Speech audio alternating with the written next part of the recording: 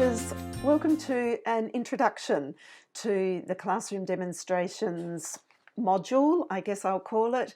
This is sort of a bit of a trailer for you of what's coming up in the 3 chapters that have to do with classroom demonstrations.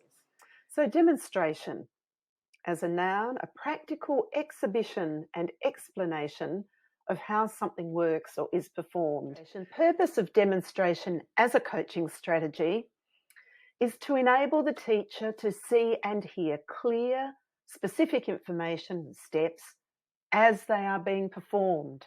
So we're really trying to focus on one idea strategy. It's not meaning we're not connecting it to other things, but there is that focus.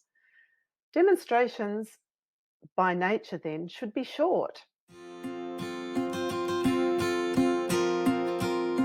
The 4 that I will be talking about in this one will be live demonstration, then we'll talk about simulation, authentic engagement, and recorded. So let's begin with some tips and techniques for live demonstration.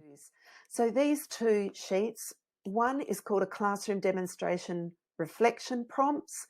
So that's really looking at the demonstration itself and reflecting on that. The process is highly engaging, and participants not only learn the new procedures, but also form a learning community.